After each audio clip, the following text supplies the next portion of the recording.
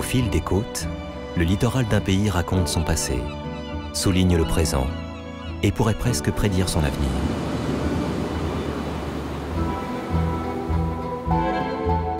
En France, de Dunkerque à Menton, sans oublier de faire une escapade par la Corse, ce trait entre ciel et mer dessine sur 6000 km les contours géographiques, géologiques, mais aussi historiques et culturels du pays.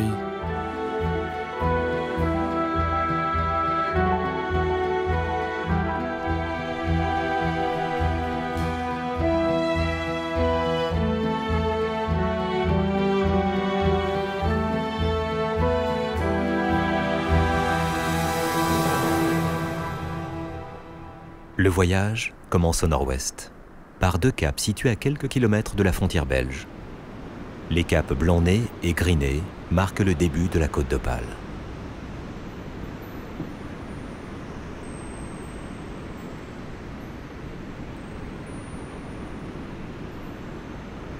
L'Opale, premier joyau d'une longue série de qualificatifs où le vocabulaire devient une tentative de s'approprier, de domestiquer le littoral.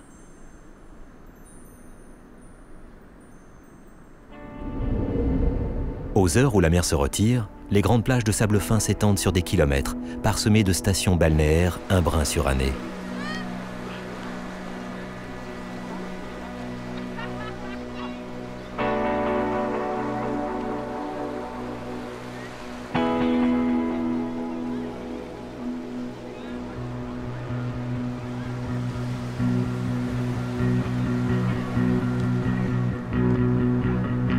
Berck, Merlimont, Fort-Mahon, le Touquet Paris-Plage, où l'atmosphère joyeuse aide à lutter contre le plafond bas et la brise humide et froide qui balaie les dunes.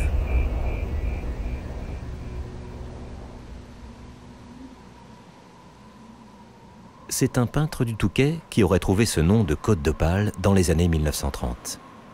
Mais l'histoire de la station est plus ancienne. En 1874, le propriétaire des lieux se laisse persuader de fonder une station balnéaire qui aurait pour nom Paris-Plage. Très chic.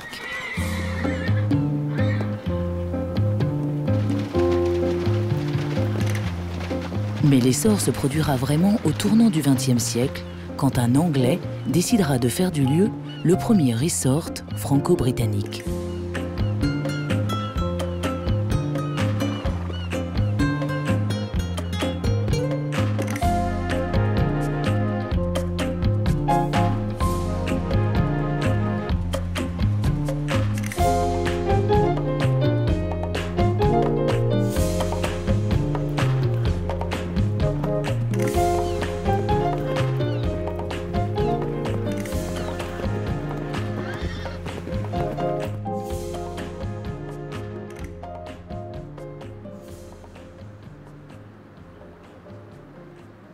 Un peu plus au sud, la baie de Somme offre un havre, une escale aux espèces naturelles qui transitent par la région.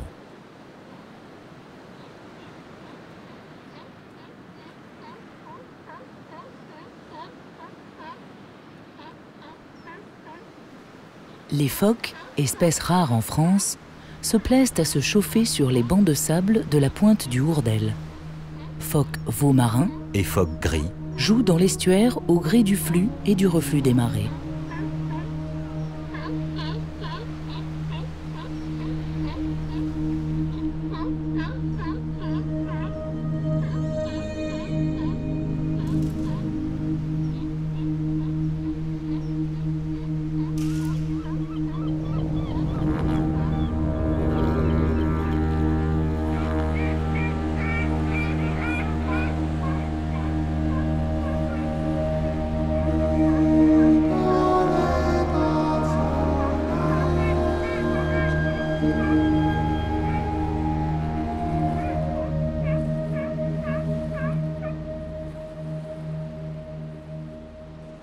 Au fond de la baie, un petit train à vapeur circule toujours au milieu des prés salés.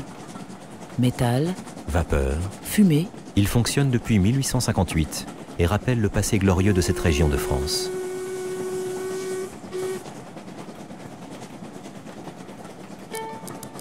Le chemin de fer de la baie de Somme musarde entre le Crotoy, Cailleux-sur-Mer et Saint-Valery-sur-Somme. Ces volutes marquent à leur manière le souvenir d'une révolution industrielle. Entre houillères et filatures, le Nord a été l'un des points de départ du développement économique du pays.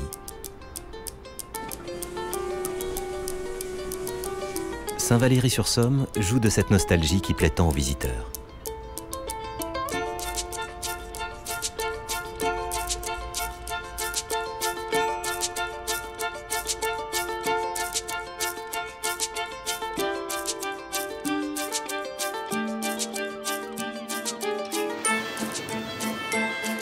À quelques kilomètres seulement, commencent les falaises de la côte d'Albâtre.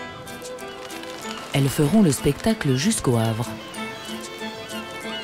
À la fois si fiers, au point de se dresser de toute leur hauteur face à l'océan, et si fragiles face aux attaques incessantes des vagues.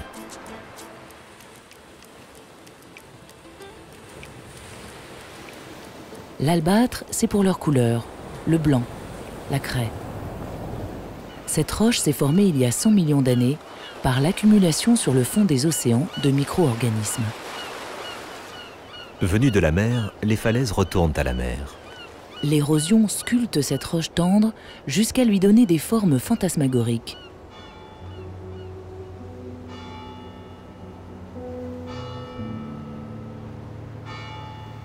Étretat est à l'apogée de cette œuvre de la nature. Le petit port de pêche millénaire est devenu lui aussi station balnéaire avec la mode des bains de mer qui démarre à la fin du 19e siècle. L'intelligentsia et la bourgeoisie parisienne se pressent sur sa plage. Manet, Courbet viennent ici en villégiature. Un auteur, Maurice Leblanc, mettra l'aiguille au centre de l'une des aventures de son héros, Arsène Lupin.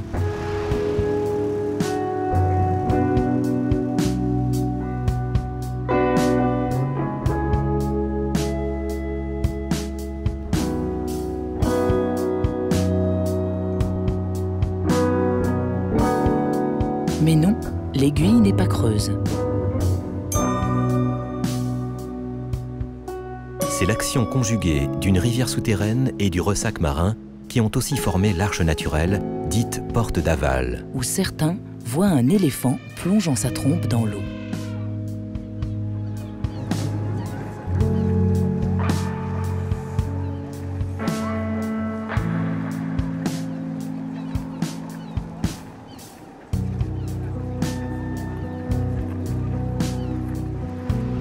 Plus loin, la Manne-Porte. La grande porte en vieux français constitue une autre relique de falaise originale.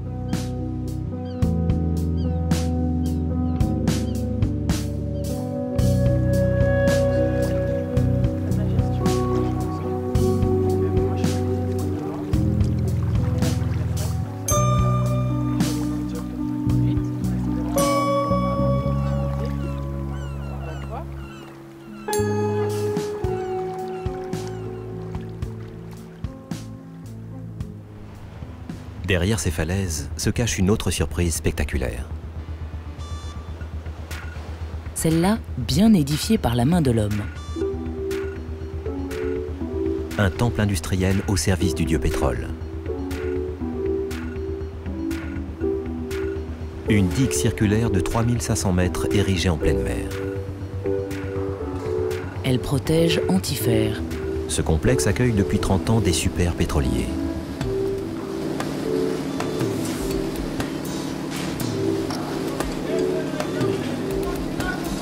Près de 20% du pétrole brut importé en France passe par ce port. Dans un monde où presque toute l'industrie s'est délocalisée, le transport maritime a retrouvé une place stratégique.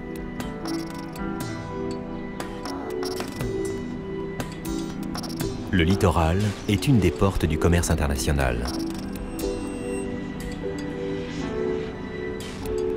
Le Havre, à l'embouchure de la Seine, est devenu le deuxième port français, le 7e européen.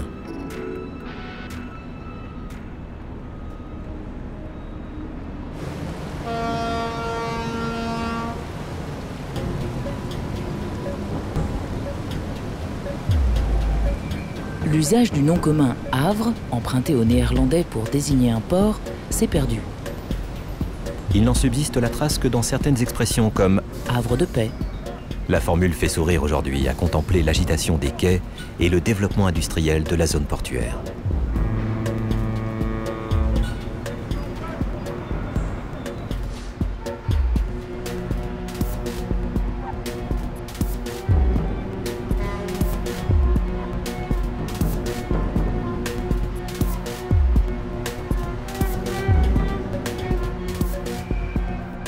Fondé au XVIe siècle par François Ier, le Havre est presque totalement rayé de la carte sous des bombardements britanniques en 1944. Sa reconstruction sera confiée à l'architecte Auguste Perret. Le résultat est osé, Pas vraiment beau et encore moins chaleureux. mais il est inscrit par l'UNESCO au patrimoine mondial de l'humanité pour son exploitation novatrice du béton.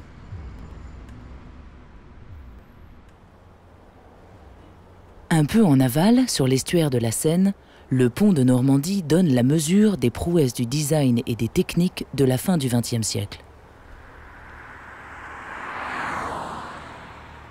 Avec ses haubans, il enjambe le fleuve sur plus de 2 km. Les pylônes sont les éléments les plus impressionnants de cette structure. Ils pèsent 20 000 tonnes et culminent à 215 mètres. Et pourtant, une impression de légèreté se dégage du pont. Presque une grâce aérienne.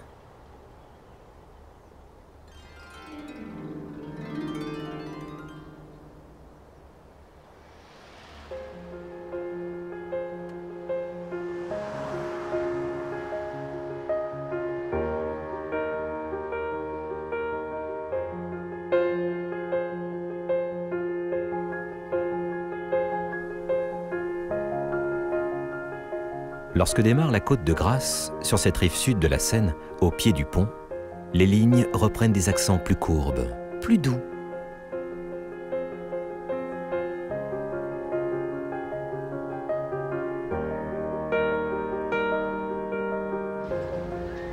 À l'opposé du Havre, Honfleur a réussi à préserver son charme. Son bassin rectangulaire, protégé par son petit château, est longtemps resté une position stratégique dans l'estuaire.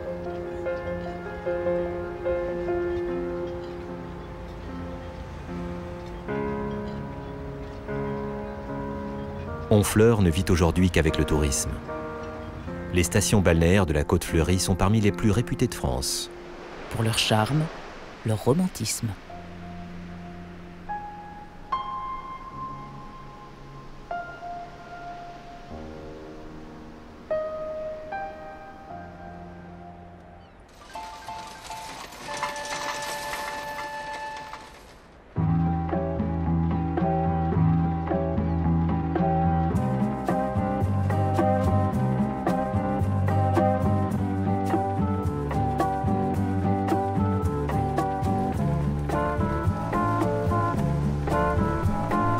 Deauville est sortie de terre en 4 ans, entre 1860 et 1864. Là se dressaient auparavant une vingtaine de maisons et quelques fermes à l'embouchure de la Touques sur des terres marécageuses et sableuses.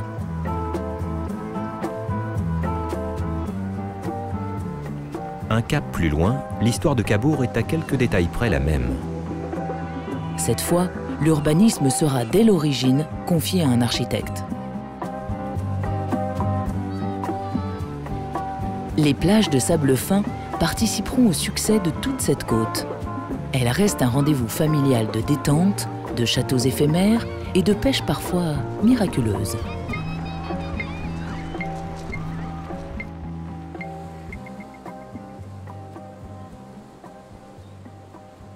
Mais derrière ce visage léger et insouciant, plus au sud, la Normandie a une toute autre facette.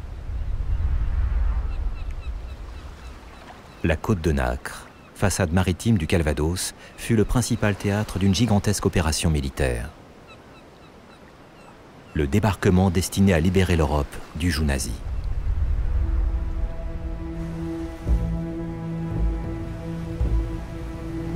La mer et le temps n'ont pas encore réussi à effacer les vestiges de ces jours de juin 1944. Face à Romanche, les pontons en béton du port artificiel Mulberry, remorqués depuis la Grande-Bretagne, défient toujours les vagues. ces structures donnent la mesure du Paris de l'époque.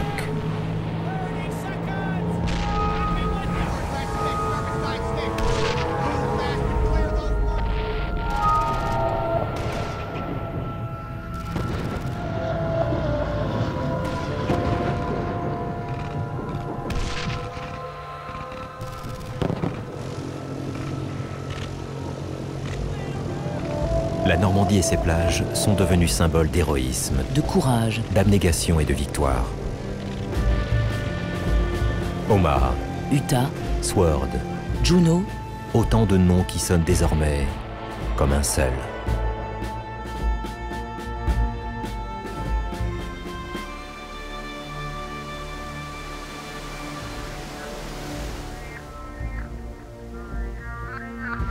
Sur les hauteurs d'Omaha Beach, le cimetière américain de Colville est là pour en rappeler le terrible prix.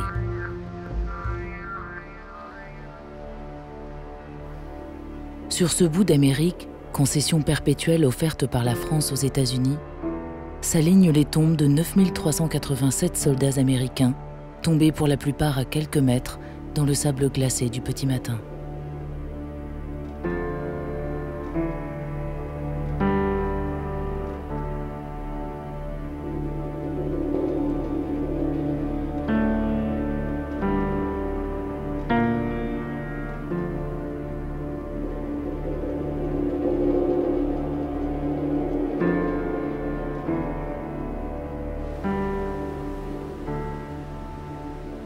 Cette partie du Cotentin est jalonnée de souvenirs de la Seconde Guerre mondiale.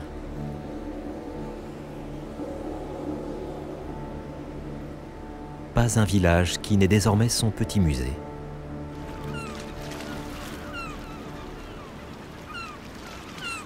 La pointe du Hoc fait partie des sites les plus fréquentés.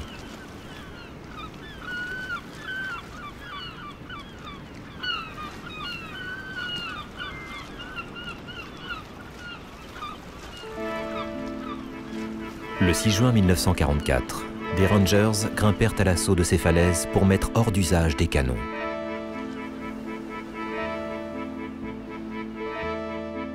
Efforts inutiles. Ils avaient été déplacés à l'intérieur des terres.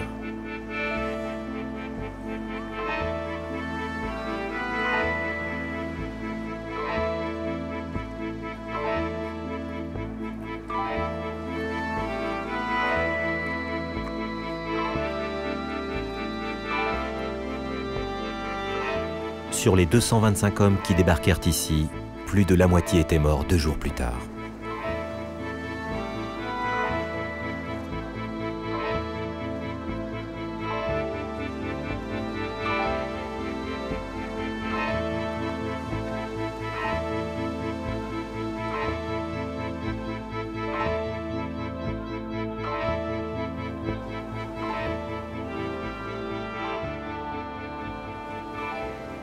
En poursuivant la route le long du littoral, les bunkers se font plus rares. Il est temps de quitter une époque pour une autre, plus lointaine. Remonter le Cotentin vers le nord, c'est un peu remonter dans l'histoire, car les débarquements par la mer n'ont pas commencé au XXe siècle.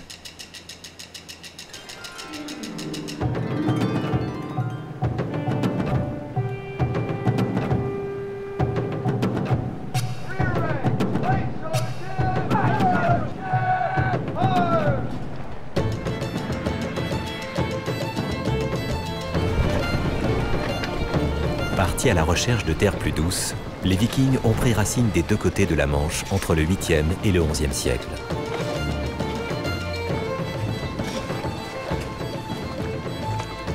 Aux embouchures des rivières, ils construisirent des ports dont certaines vasières dessinent encore les traces.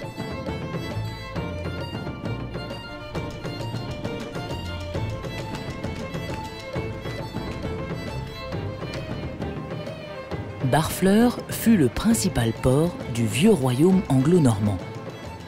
Guillaume le Conquérant y fit construire son drakkar. L'édification de son église fortifiée nécessita 200 ans. Elle semble encore guetter les envahisseurs.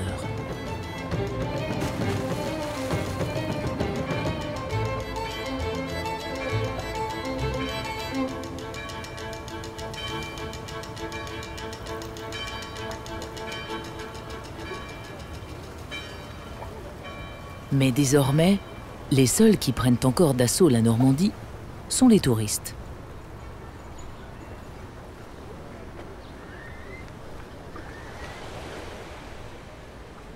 Certains se plaisent à grimper sur les phares pour profiter du panorama. Et celui de Gatteville, à quelques encablures, est le deuxième plus haut d'Europe avec ses 75 mètres. Mieux vaut ne pas être rebuté par un peu d'exercice. Un escalier de 365 marches, éclairé par 52 fenêtres, permet de grimper jusqu'à la lanterne.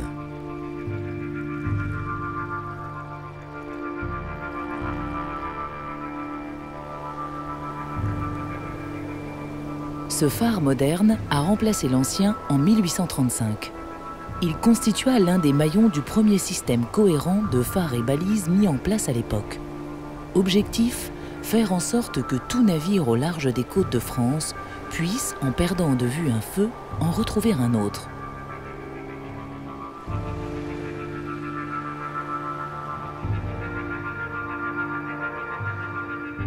Cette côte, qui s'étend jusqu'au Mont-Saint-Michel, c'est la côte dite de la déroute. Celle des navires imprudents malmenés dans une zone où courants et marées rendent la navigation particulièrement difficile.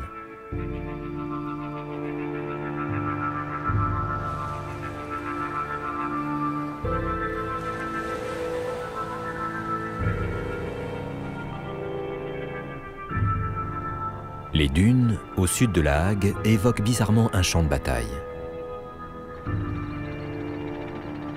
Des carcasses rouillées de vieux camions, de chars et du matériel militaire traînent, venus d'on ne sait où. Un décor inquiétant au bout duquel se dresse la centrale nucléaire de Flamanville, ses 2 réacteurs et l'EPR en construction.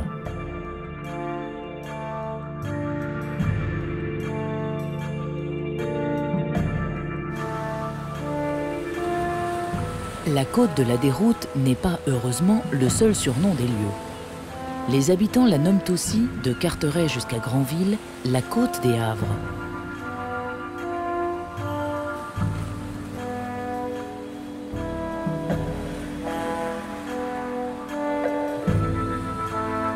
À Granville, la ville s'est construite sur un promontoire à l'abri des marées qui modifie sans cesse la côte sableuse. La cité a fait sa fortune et sa réputation en armant des bateaux corsaires et des mourutiers.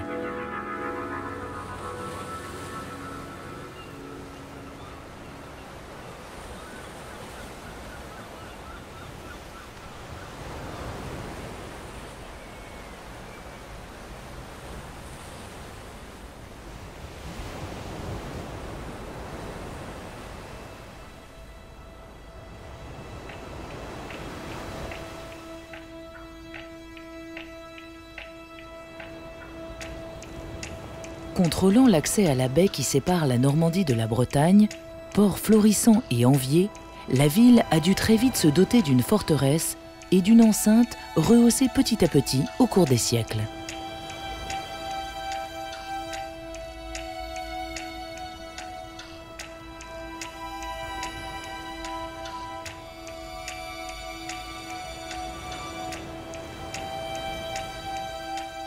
Pour entretenir la tradition maritime de la cité, des passionnés font revivre les régates d'autrefois. Celles où les pêcheurs de Granville et des environs s'affrontaient pour la gloire et la renommée de leur ville natale.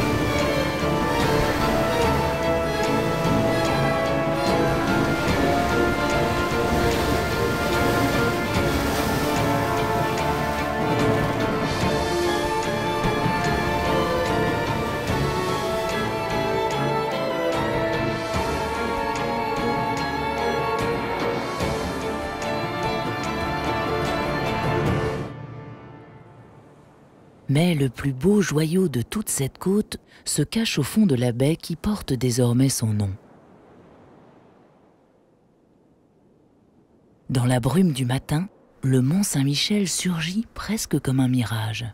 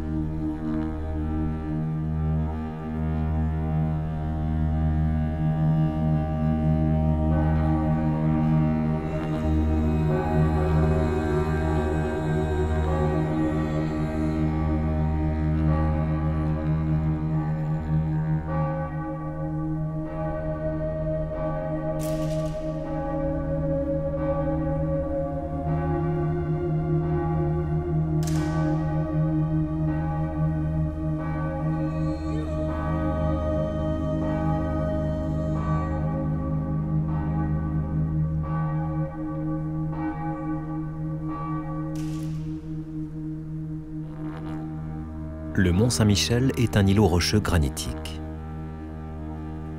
Avant l'an 1000, il était déjà un abri pour de pieux solitaires, ermites d'un christianisme tout juste implanté dans la région.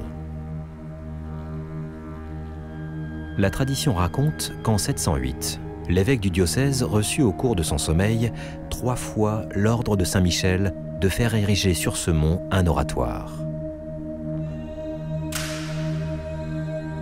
Pendant tout le Moyen Âge, le lieu devient destination de pèlerinage et est couramment appelé Mont Saint-Michel au péril de la mer.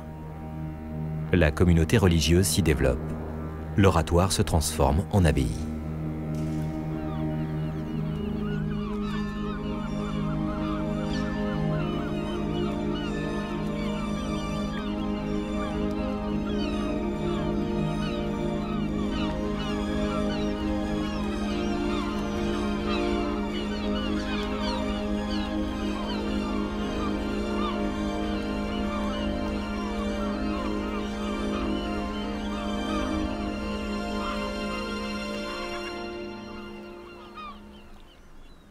Après le mont commence la Bretagne, cette avancée de la France vers l'Atlantique.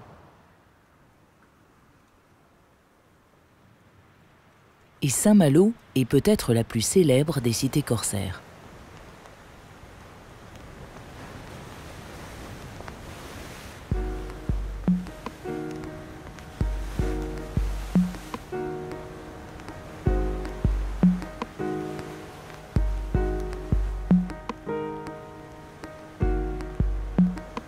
Chercher fortune ailleurs, ce n'est pas seulement rapporter or et denrées, c'est aussi ramener chez soi d'autres idées, d'autres regards sur le monde. Saint-Malo n'a jamais manqué d'audace, et les défis lui ont rarement fait peur. Quasiment rasée par les bombardements de la Seconde Guerre mondiale, la ville a été reconstruite à l'identique.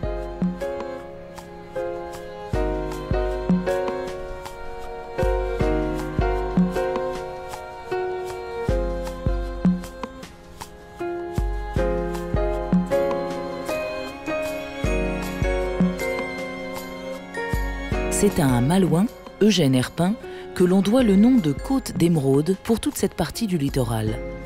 La mer y prend par endroits de somptueuses nuances vertes.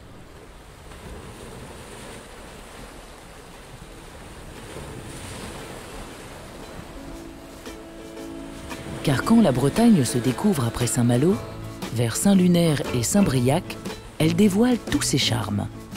Elle en ferait presque un peu trop entre ses plages de sable fin et blanc, ses îles et ses îlots, ses pins sous le soleil, ses rochers qui brillent.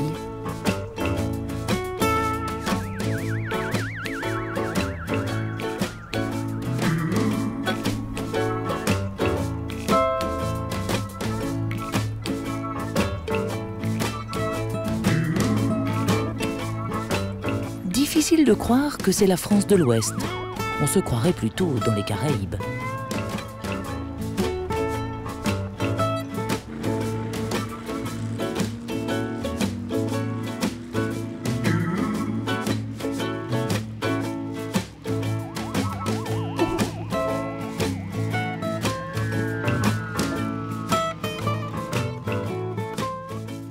Mais le fort Lalatte se charge bien vite de nous ramener à la réalité. Le château, autrefois dénommé la Roche-Goyon, fut construit au XIVe siècle par le seigneur de Matignon.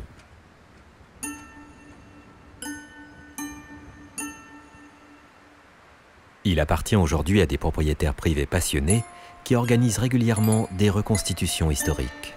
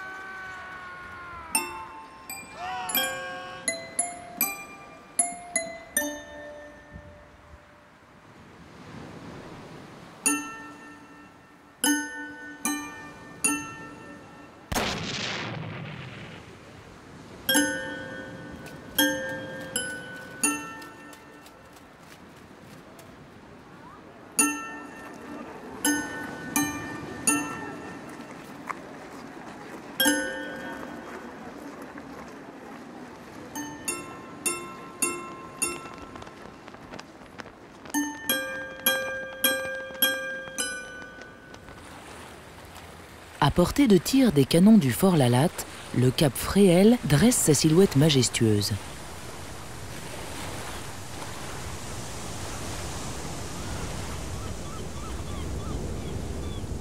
C'est un vaste plateau de 400 hectares de grès balayé par les vents. Le plus vaste ensemble de landes primitives de toute la façade atlantique.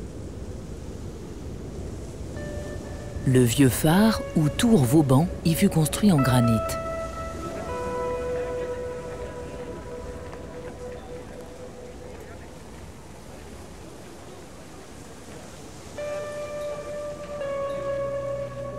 Avec Fréhel, la Bretagne devient plus anguleuse, plus rocailleuse, moins douce.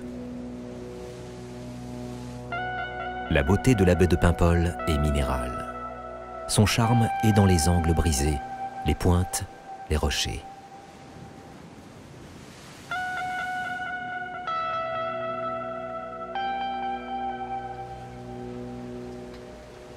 Au bout de la baie, l'île de Bréhat fut le premier site naturel classé en France en 1907. L'île n'est pas une, mais deux.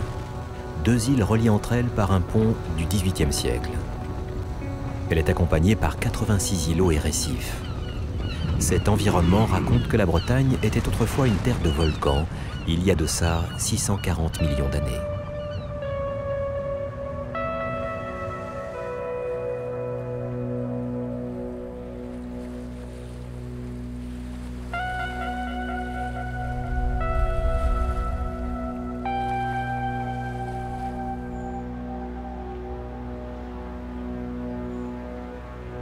Sur un tertre rocheux, la chapelle Saint-Michel domine tout Bréhat, un emplacement spectaculaire qui a probablement pris la place d'un sanctuaire plus ancien.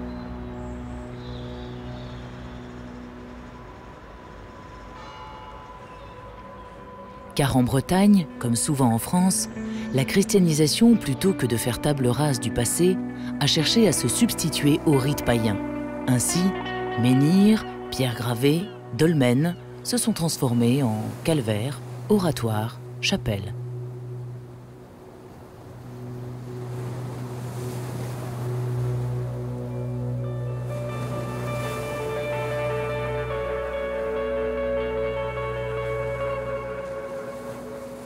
Certains édifices ont échappé ou résisté au rouleau compresseur de la nouvelle religion.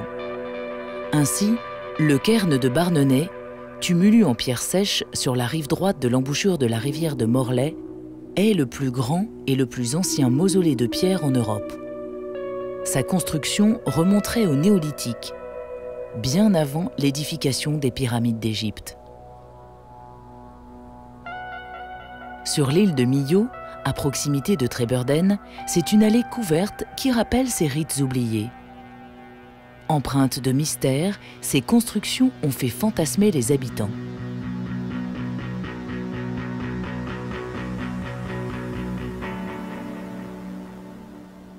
Sur ce littoral breton, presque à chaque vague, à chaque caillou est associé un conte, une légende.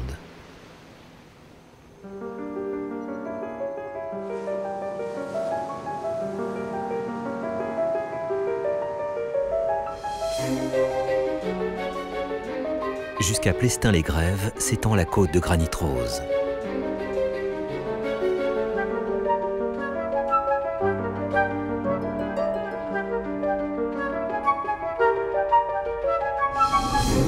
Dissimulés par la brume, sculptés par les ombres, ou baignés par la lumière éblouissante de la mer, les rochers prennent des formes terrifiantes ou familières.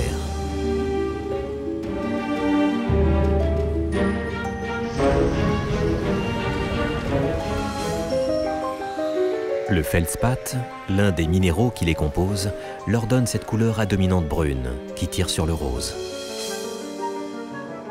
Il y a la tête d'aigle ou le sabot renversé, mais aussi le lapin, la tortue, le singe, la tête de mort.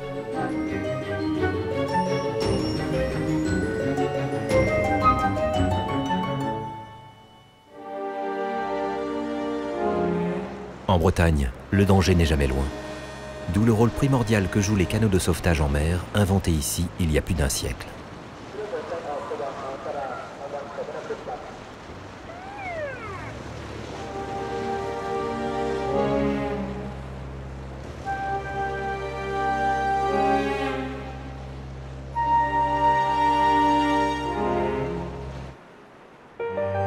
La côte des légendes et la côte des Abers prolongent le littoral nord jusqu'à Brest.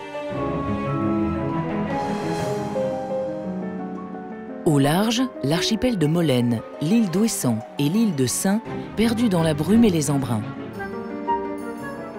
Accrochée au continent, la pointe de Corsen, de Saint-Mathieu, du Vannes.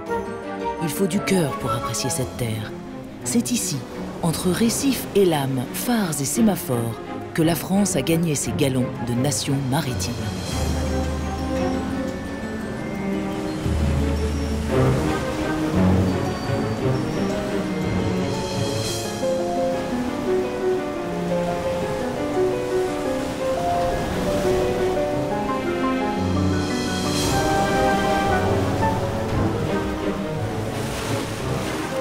Parfois, au détour d'une grève, d'un chenal, quelques carcasses témoignent de la dureté des éléments. Alors, pour faire contre mauvaise fortune bon cœur, les Bretons ont essayé de garder l'âme légère.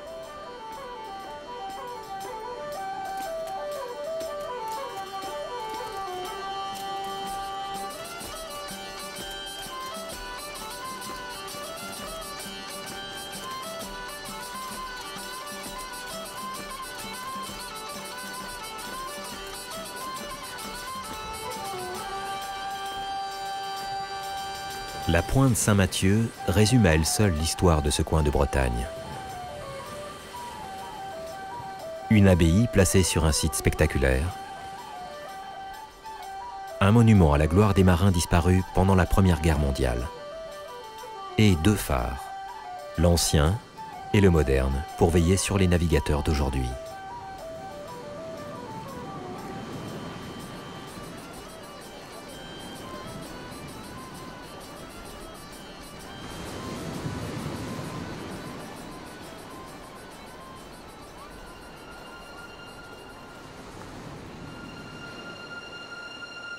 Après Brest, commence la descente vers le sud. La côte d'Iroise, puis de Cornouailles, débouche sur celle des mégalithes et le golfe du Morbihan.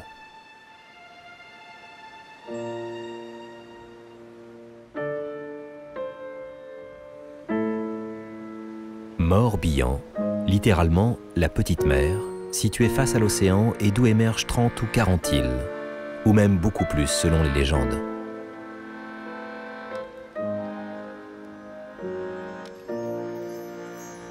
Chassées de Brocéliande, les fées pleurèrent à en remplir le golfe. Par tristesse ou dépit, elles jetèrent leur couronne dans l'eau salée et firent naître ce dédale d'îles au charme unique.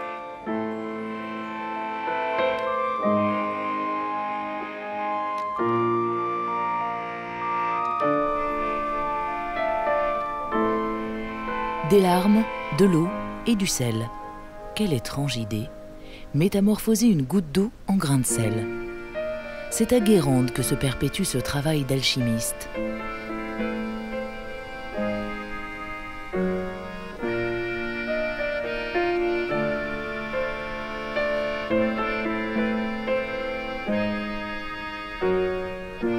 Artisans du Marais, les paludiers et paludières manient leur boutoué, leur lasse ou leur lousse pour repousser la vase, récolter le gros sel ou en cueillir la fleur.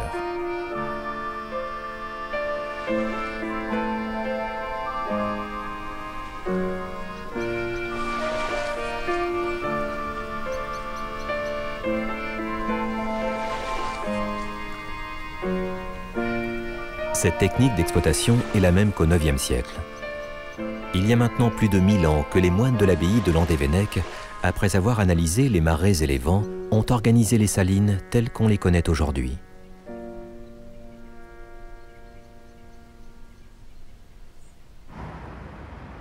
Plus au sud, un pont raccroche d'autres salines au continent.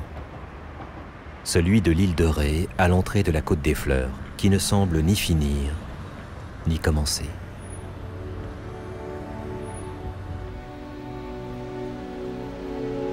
Longtemps, l'isolement de cette île a rendu bien des services. Avant-poste pour protéger ou attaquer La Rochelle. Port discret pour embarquer les déportés vers la Guyane ou la Nouvelle-Calédonie. À Saint-Martin-de-Ré, le système de fortification en étoile imaginé par Vauban enserre encore la ville. Près de la prison, le ponton des Bagnards est toujours en place.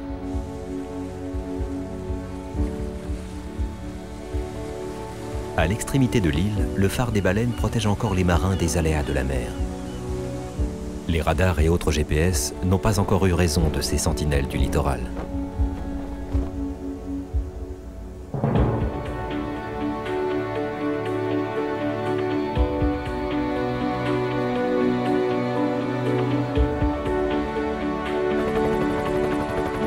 Mais la surveillance en mer est aussi assurée par les airs.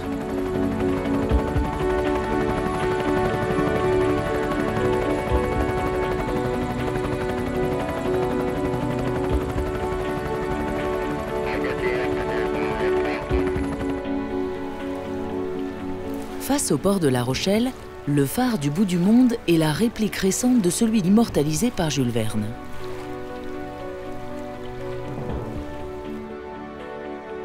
Érigée il y a 10 ans, cette reconstruction est un hommage au Cap Hornier.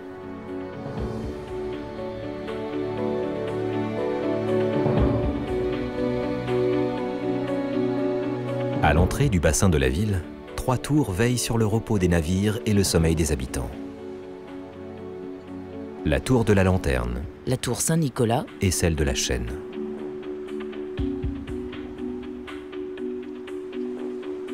Entre ces deux dernières, une chaîne tendue bloquait autrefois l'entrée du port, ultime obstacle pour interdire l'accès aux assaillants.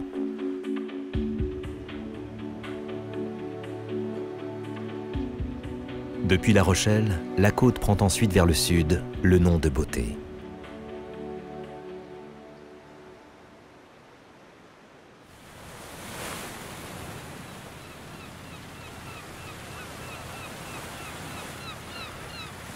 À l'extrémité occidentale de la presqu'île d'Arvert, la Tremblade est un des principaux centres ostréicoles du bassin de Marennes-Oléron.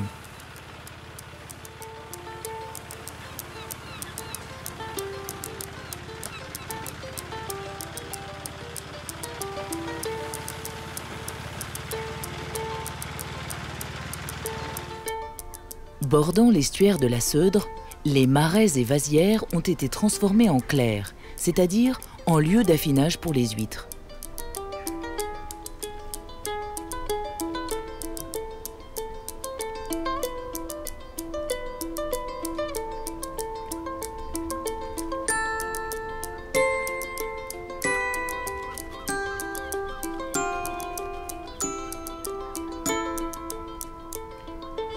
Consommées dès l'époque gallo-romaine, les huîtres du littoral charentais ont d'abord été l'objet de cueillettes sur les bancs sauvages. L'élevage ne débute dans la région qu'au XVIIIe siècle.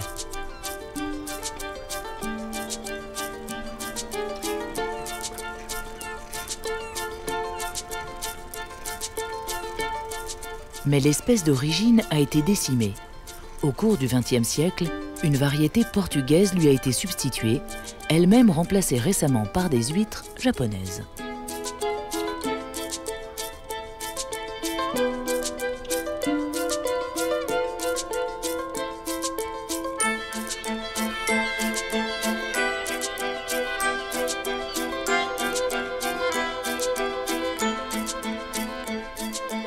Plus bas, annonçant l'estuaire de la Gironde, se dresse un chef-d'œuvre isolé, le phare de Cordouan en pierre blanche de Saintonge. Ces surnoms sont amplement mérités. Versailles de la mer, phare des rois ou roi des phares. Allumé pour la première fois il y a 400 ans, le plus vieux phare du littoral français est le dernier sur lequel vivent et travaillent des gardiens.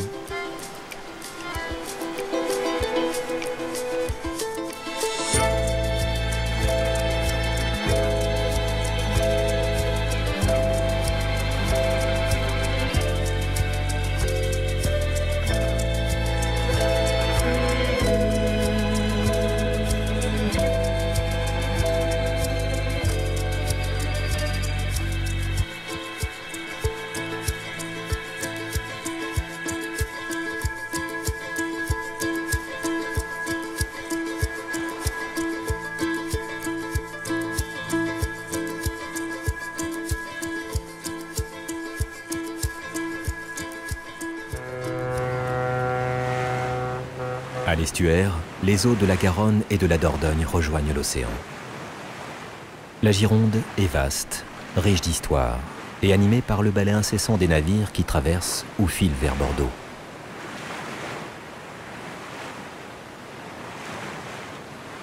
À l'intérieur de l'estuaire, le littoral de Meschers-sur-Gironde est unique. Un drôle de nom pour une drôle de commune.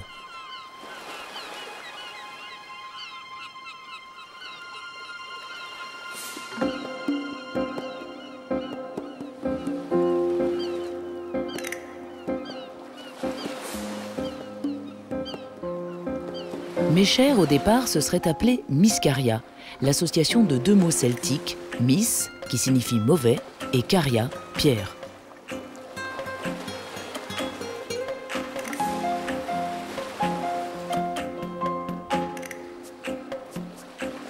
Partout dans ces mauvaises pierres, des trous, des creux, des grottes. Ces grottes ont servi d'habitat depuis la préhistoire, de réserve à grains, de cachette pour les contrebandiers, les pirates, mais aussi les protestants.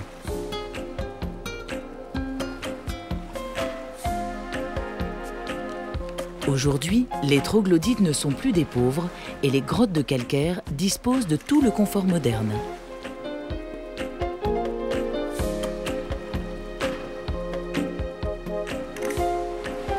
Greffés à la falaise, les typiques carrelets viennent compléter le tableau. Ici, nul besoin d'appât.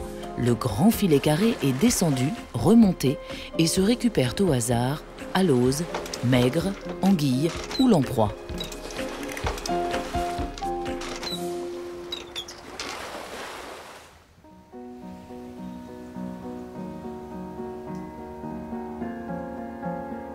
Sur l'autre rive, les châteaux du Médoc dressent d'autres perspectives.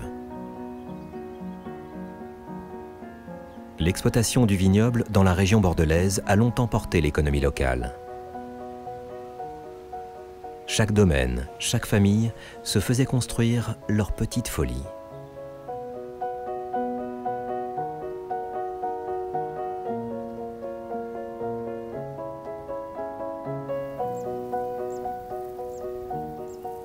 La Côte d'Argent qui borde toute l'Aquitaine est rectiligne.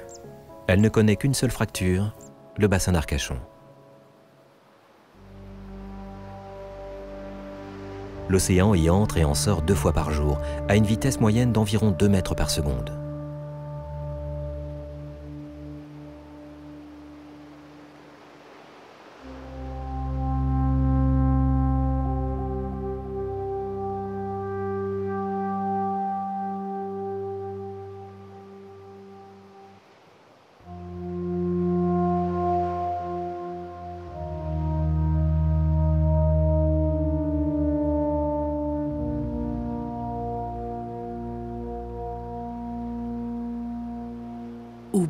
le Cap Ferret.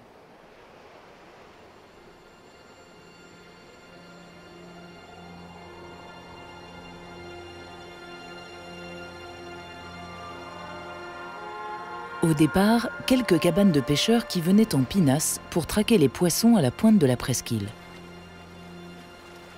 Puis, tout autour du bassin, comme pour tant d'autres stations balnéaires, le tourisme s'est développé grâce au chemin de fer dès les années 1840.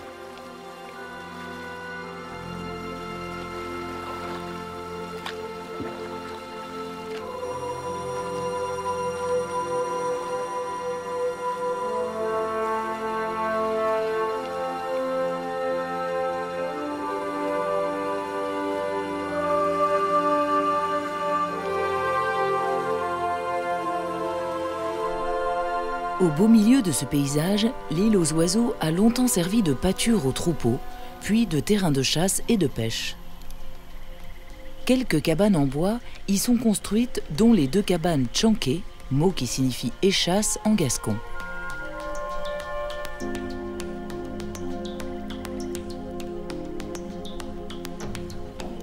Aujourd'hui, l'île, protégée des plaisanciers par les parcs à huîtres et leurs milliers de piquets, est encore un refuge pour les oiseaux migrateurs.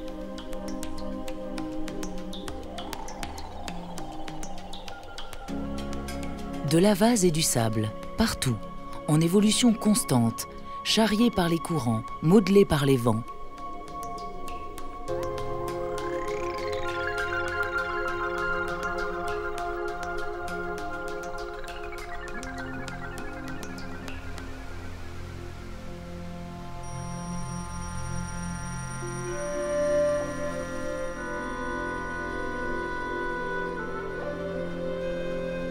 En face du banc d'Arguin s'élève la dune du Pilat, massive, plus de 100 mètres au-dessus du niveau de la mer.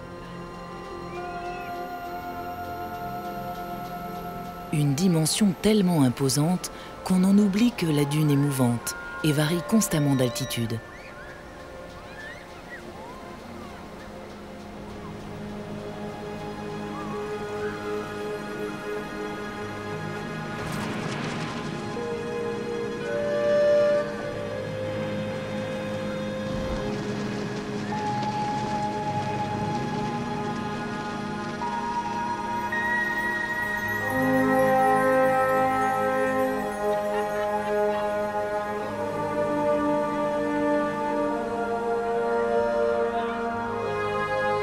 La géante se déplace vers la forêt inexorablement à raison de 5 mètres par an.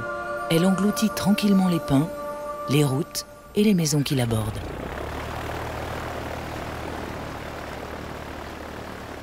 Au milieu de la forêt des Landes se dessinent quelques grands lacs.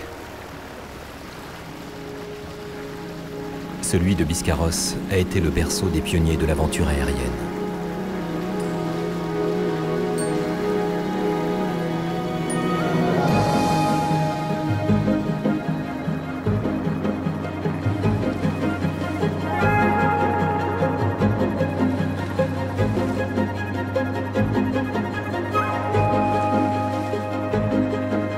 La TECOER installa sur son rivage la base de départ pour ses hydravions qui desservaient l'Afrique et le Brésil.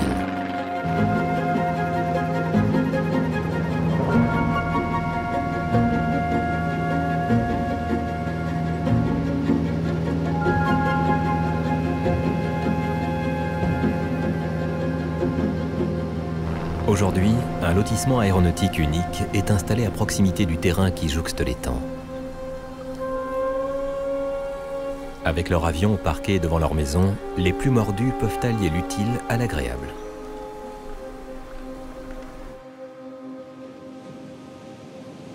Le littoral landais détient le record de la plus grande plage de sable fin d'Europe. Plus de 100 km, parfois déserts, parfois bondés, qui s'étendent jusqu'à la côte basque.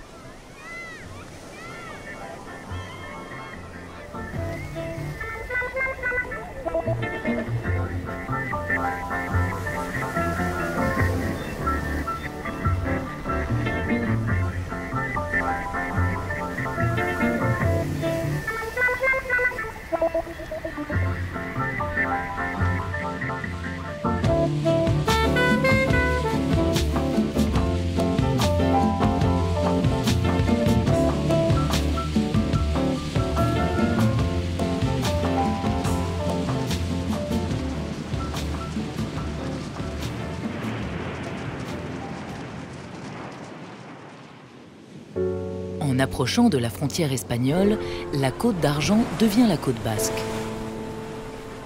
Sur ce littoral viennent s'échouer les vagues et les vents du redoutable golfe de Gascogne.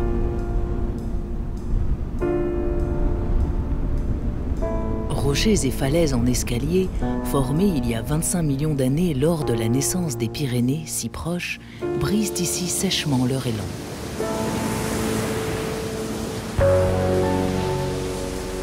Toutes les conditions sont ici réunies pour pratiquer le surf, un sport qui a pris racine dans ce coin de France depuis les années 1950.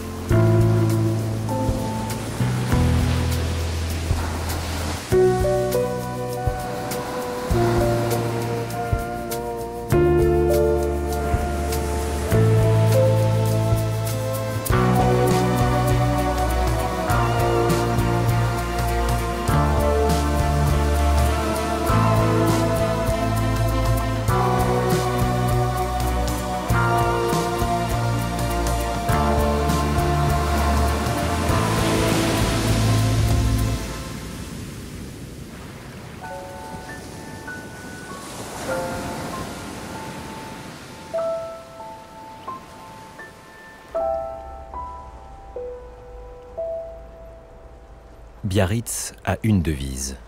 J'ai pour moi les vents, les astres et la mer. Petit village de pêcheurs de baleines dès le XIe siècle, le site se transforme en lieu de villégiature au XIXe.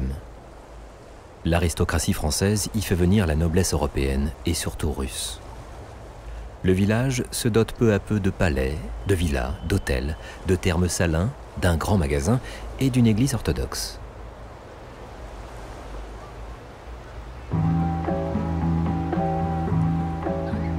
Sa grande plage devient alors la reine des plages et la plage des rois.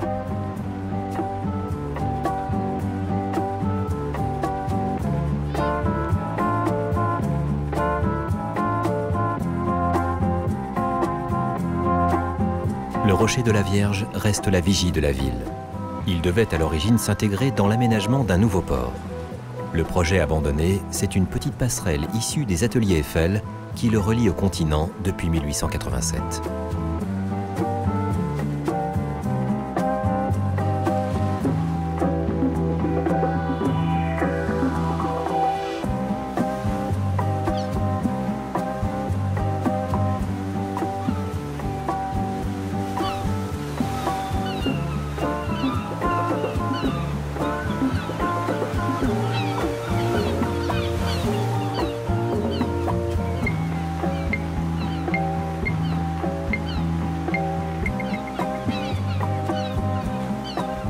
Ici s'achève la façade atlantique de la France. La côte est barrée par les Pyrénées.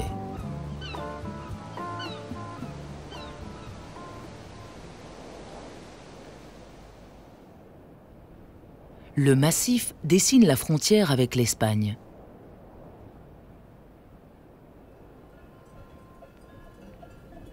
Il faut longer vers l'est les pics et les sommets sur plus de 400 km avant de retrouver la mer.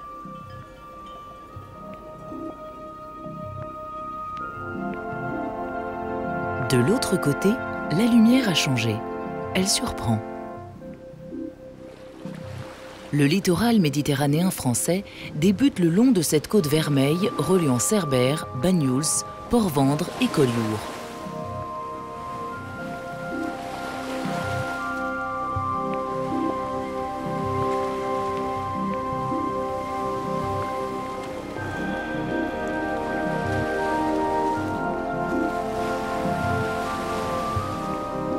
Les couleurs chaudes marquent l'entrée dans ce nouvel univers.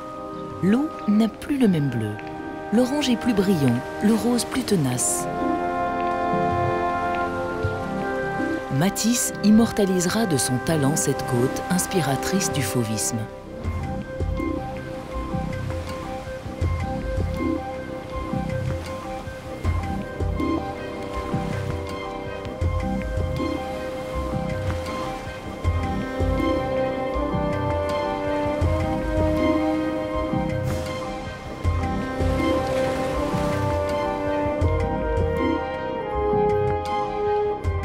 Mais le peintre serait bien surpris de découvrir aujourd'hui celle dite d'améthyste, qui court jusqu'au cap d'Agde.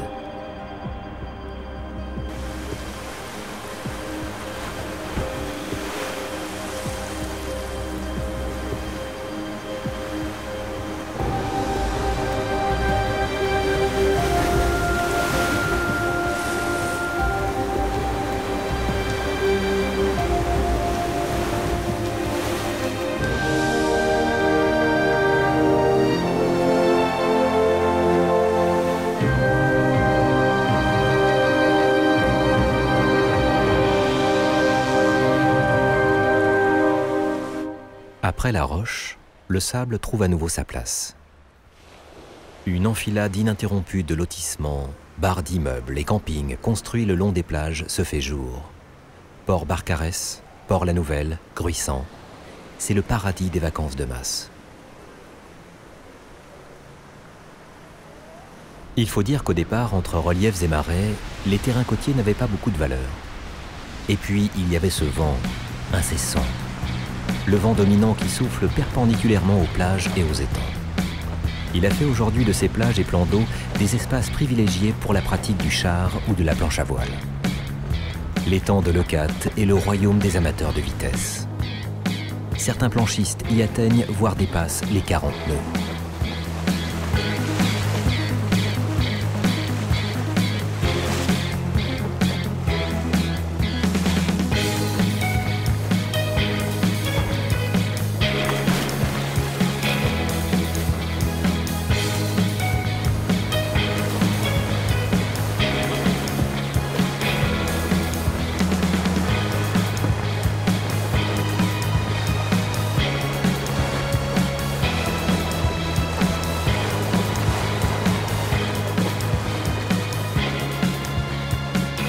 Plus à l'est, à la Grande Motte, au départ, il n'y avait rien. Jusqu'aux années 1960 et 1970, où l'on décida de concevoir une station balnéaire exemplaire, moderne, unique, parfaite. Il s'agissait de détourner les vacanciers des destinations espagnoles de plus en plus prisées. Ces pyramides ont été imaginées par l'architecte Jean Balladur, sans doute inspiré par les ziggourats mésopotamiennes ou les pyramides mexicaines.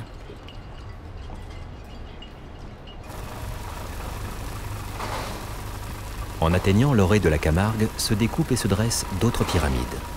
Celle de Celle, qui jouxte l'enceinte fortifiée d'Aigues-Mortes.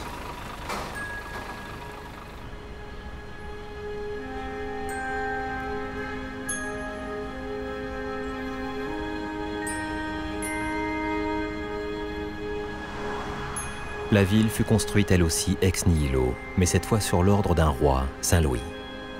Il souhaitait donner au royaume de France un port sur la Méditerranée, car Marseille appartenait alors au roi de Naples. Les 1640 mètres de remparts flanqués de 20 tours furent achevés à la fin du XIIIe siècle. Aigues-Mortes, ce sont les eaux mortes, celles des salines qui donnent par endroits des couleurs surprenantes à la Camargue. Ce rose soutenu est celui d'une cyanobactérie, un organisme microscopique qui fabrique, surtout par temps de vent sec, un pigment rouge pour résister à la concentration de sel.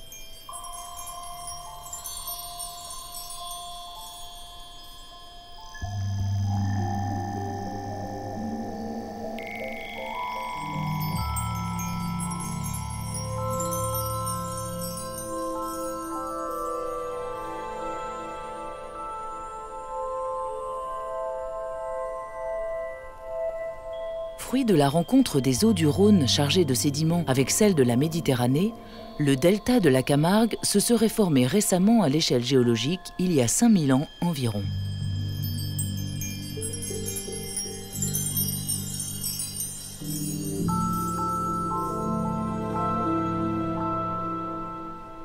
Il se scinde en deux univers.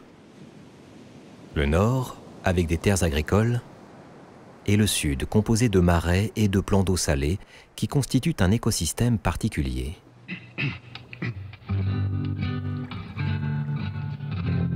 Un univers étrange, unique sur le littoral français.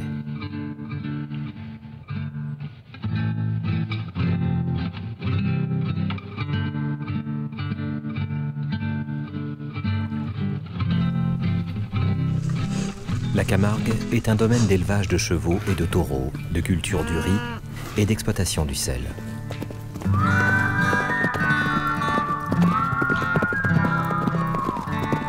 Les manadiers sont attachés à promouvoir les races de chevaux et de taureaux élevés en liberté.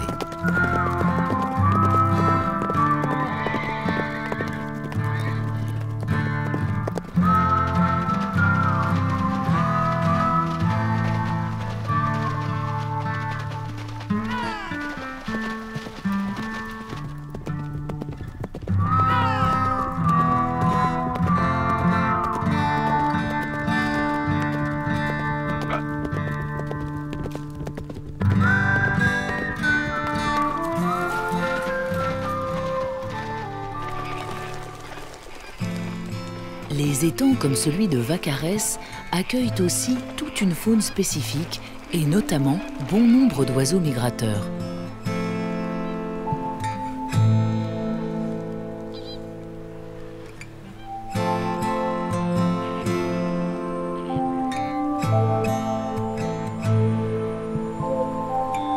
À force de s'y nourrir, les flamands ont pris la couleur rose des marais.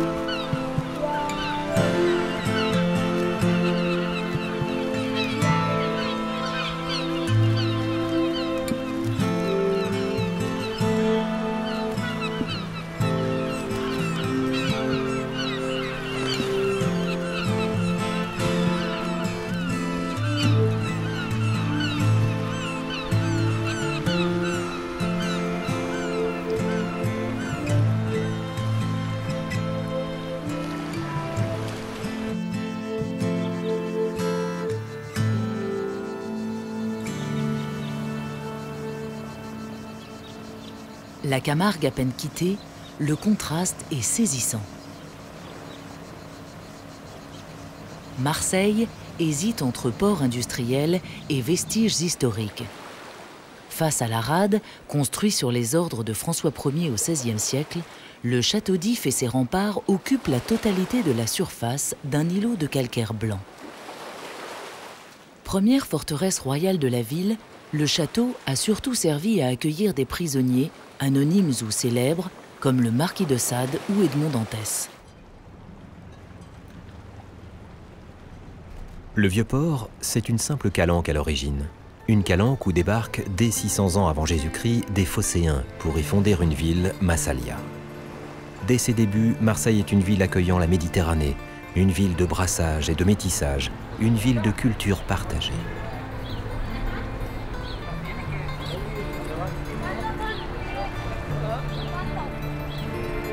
Et quelles que soient les cultures, la basilique Notre-Dame de la Garde est un emblème pour tous, la gardienne et la protectrice de la ville. La Bonne Mère domine la cité du haut de son piton.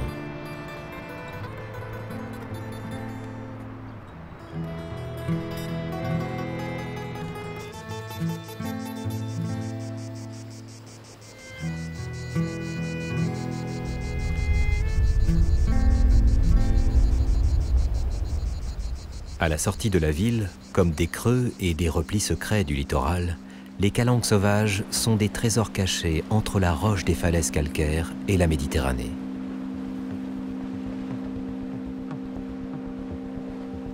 Sur les chemins reliant Cassis au Cap Canaille, ces massifs karstiques abritent des grottes ornées de peintures qui remontent à plusieurs millénaires et dont les entrées sont désormais protégées par la mer.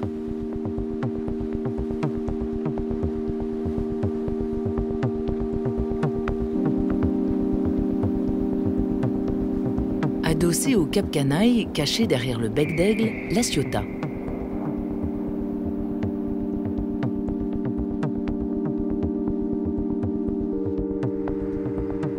La ville verra naître l'une des inventions du XXe siècle, le cinéma. Pour leurs essais, les frères Lumière ont filmé ici leur jardin, la gare, mais jamais le Vieux-Port. Dommage. Des marins devaient déjà s'y entraîner pour les joutes traditionnelles censées démontrer leur adresse.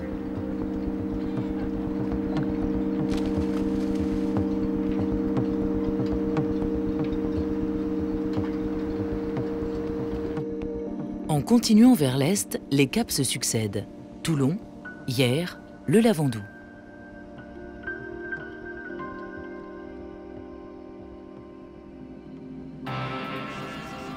Mais la presqu'île la plus connue de cette côte d'Azur est Saint-Tropez. On l'aborde par le cap Camara et la plage de Pamplonne, la plus grande plage de sable de cette partie du littoral. Avant d'accueillir les vacanciers et les yachts des milliardaires, elle fut le théâtre du débarquement en Provence en août 1944. L'histoire de la ville ne se résume pas à celui de la jet-set et à l'engouement que connut ce petit port depuis 1950. Sa légende, c'est celle du chevalier Torpès, exécuté par Néron pour s'être converti au christianisme. Sa dépouille est abandonnée à un coq et à un chien au fond d'une barque vermoulue lancée sur les flots. Elle vient s'échouer intacte sur les rivages d'un comptoir grec, Héracléa. Les animaux n'ont pas touché au cadavre, les habitants crient au miracle. Héracléa deviendra Saint-Torpès, puis Saint-Tropez.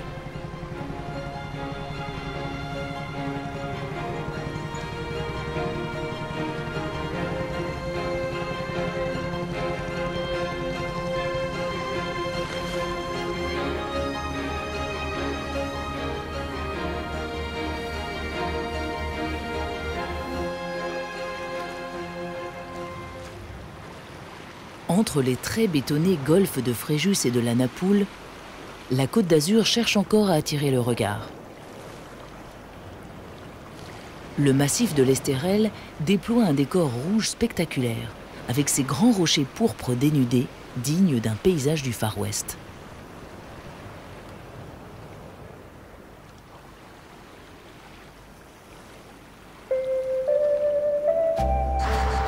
Il suffit d'une décapotable au chrome rutilant et la corniche retrouve un air de film des années 50.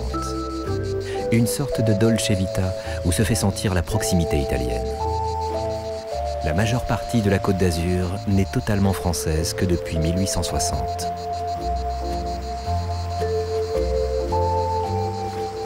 Tout du long de ce décor de promontoires et pointes escarpées, les villas ont des architectures incroyables. Des plus classiques aux plus bizarres, en passant par le style rococo moyenâgeux, pas toujours du meilleur effet. Au large de Cannes se trouvent les deux îles de Lérins, Sainte-Marguerite et Saint-Honorat. Cette dernière abrite un monastère fortifié fondé vers l'an 400, qui est sans doute le plus ancien monastère d'Occident. Une tranquillité toute relative, car la Côte d'Azur brille et en fait parfois un peu trop. Ici, la commune s'appelle Villeneuve-Loubet. Elle possède une histoire riche et ancienne. Mais tout le monde n'a Dieu que pour sa marina.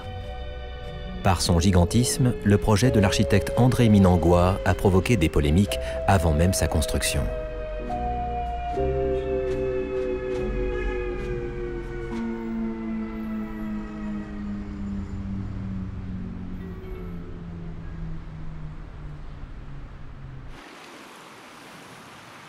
Pour retrouver le calme, il faut faire cap vers le large, partir vers le sud. vers une île à un peu moins de 200 km.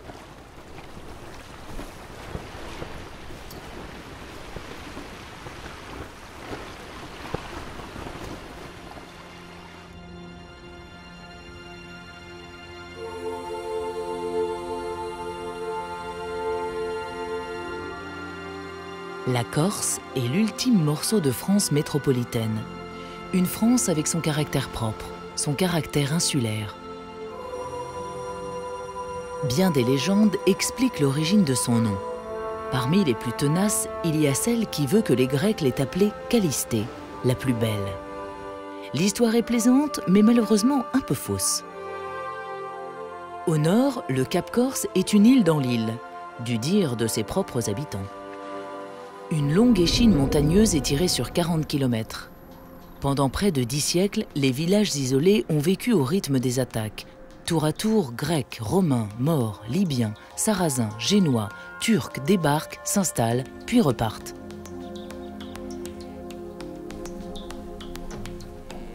Les Corses sont d'abord des montagnards, des éleveurs, des agriculteurs.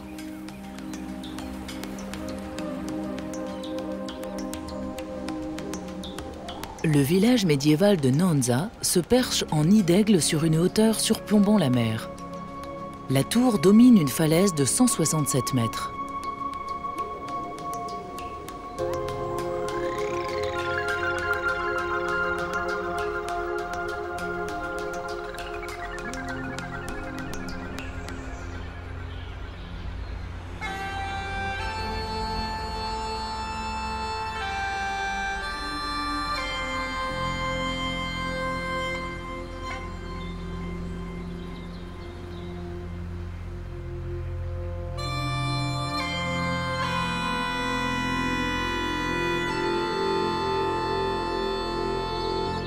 Ce point de vue imprenable permettait d'annoncer, Nonza, en Corse, l'arrivée des ennemis.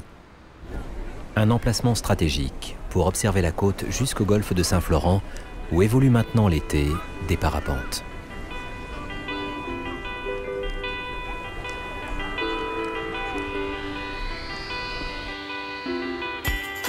Saint-Florent, comme tout le littoral nord-ouest de l'île, est soumis au vent du large. Vent qui repousse et balaye sans cesse les nuages vers les montagnes. Il ne pleut ici en moyenne que 37 jours par an. La plage de Saleccia et le port de plaisance ouvrent sur la baie. Une invitation à la baignade dans des eaux de lagon.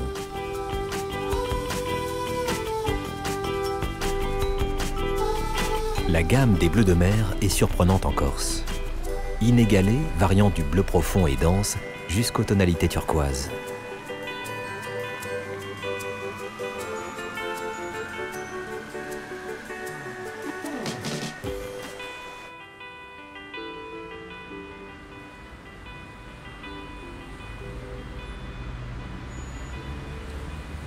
La première grande ville de cette côte ouest de la Corse est Calvi. Son architecture est typique. Une ville haute avec sa forteresse et ses remparts, une ville basse avec son port abrité des vents dominants.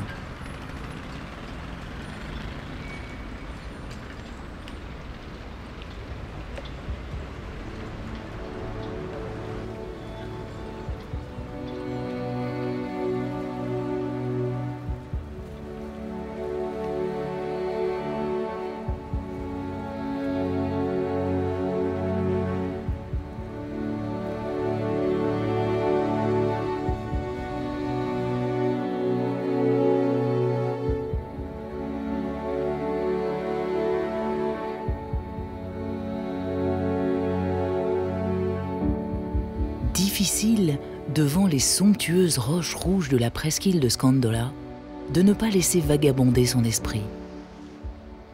Scandola est l'une des réserves naturelles françaises inscrites sur la liste du patrimoine mondial de l'UNESCO. Peu accessible, elle abrite de nombreux oiseaux marins et des plantes endémiques et protégées. La partie sous-marine de la réserve naturelle est classée elle aussi car elle recèle une biodiversité remarquable.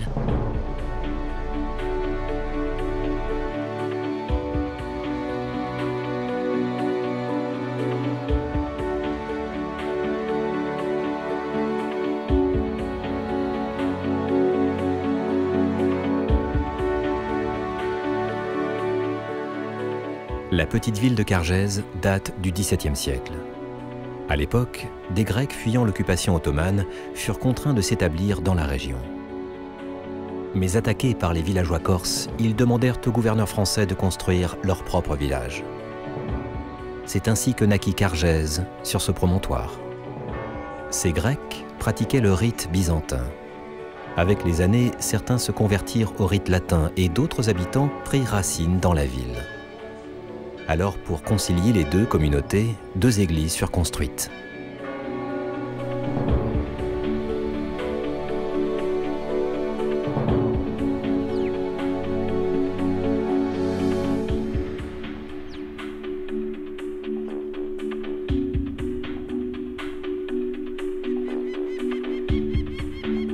Avant d'arriver à Ajaccio, la principale agglomération de l'île, le regard bute sur une chaîne montagneuse orientée est-ouest qui se termine avec les îles Sanguinaires. Son point culminant est la Punta di Lisa.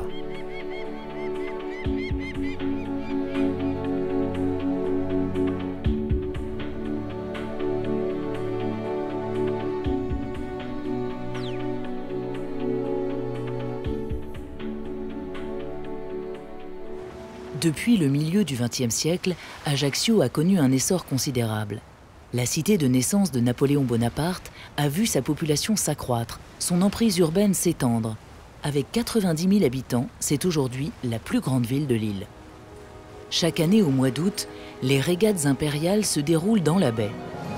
Elles voient se mesurer des navires de tradition. Il y a les auriques, gréés avec des grandes voiles trapézoïdales, et les marconi, avec leurs grandes voiles triangulaires.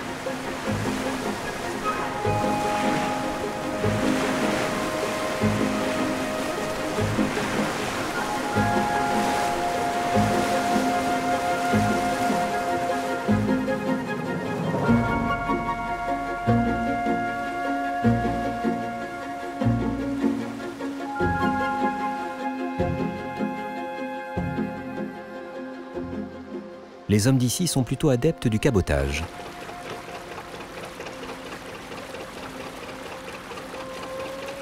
La pêche reste artisanale, pratiquée sur les pointus, barques communes à toute cette partie de la Méditerranée.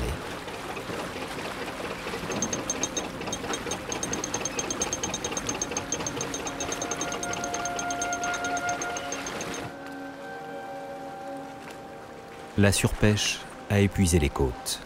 Chaque année, les quotas sont un peu plus vite dépassés et les chalutiers doivent rester au port.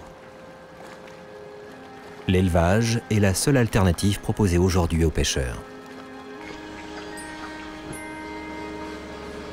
Les petites baies comme celle de Campo Moro sont idéales pour accueillir des fermes aquacoles.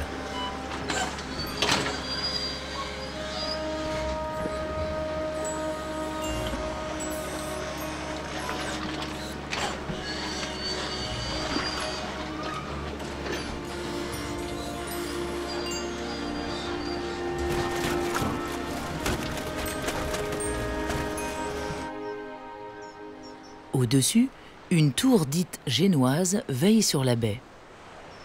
Ces tours génoises sont des ouvrages militaires édifiés durant la période d'instabilité que connaît la Méditerranée à partir de la chute de Constantinople en 1453. 2 siècles durant, les pirates barbaresques pillent alors le monde chrétien. Ces razzias vont conduire à d'onéreux programmes de construction défensive, mais à la charge des habitants. À l'époque de la domination génoise, 97 tours ont été construites autour de la Corse. Près de la moitié sont toujours debout aujourd'hui.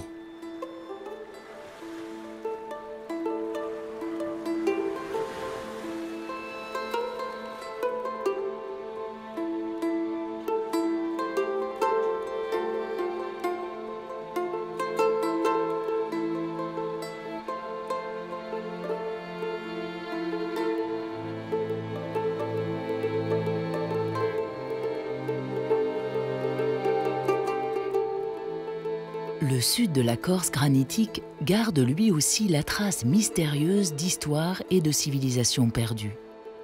Stantari, Menhir, Estazzone, Dolmen, se dresse, inattendu au milieu des oliviers. Sur le plateau de Coria, une vingtaine de menhirs sont alignés, dont certains sculptés. La Bretagne est pourtant bien loin.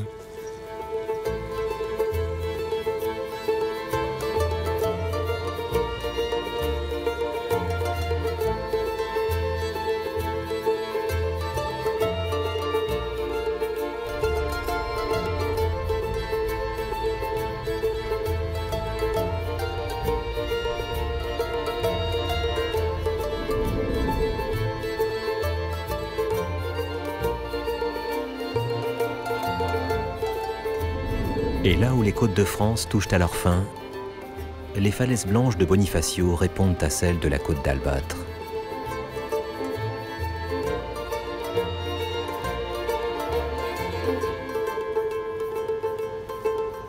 Comme si la ville la plus méridionale de France rendait un peu hommage à la Normandie, à l'autre extrémité du littoral du pays.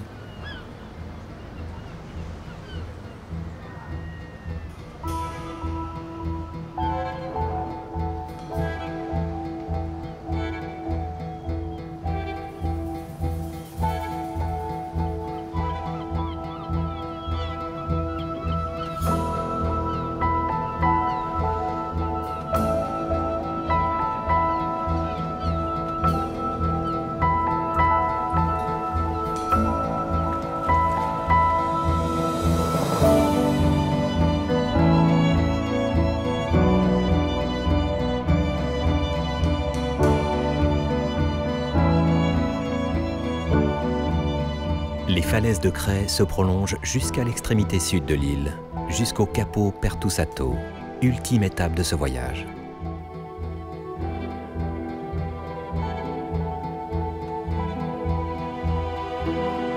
Ici, entre ciel et mer, la ligne de côte est à l'image du littoral français tout entier. Imposant, Éblouissant, mais aussi et surtout particulièrement fragile.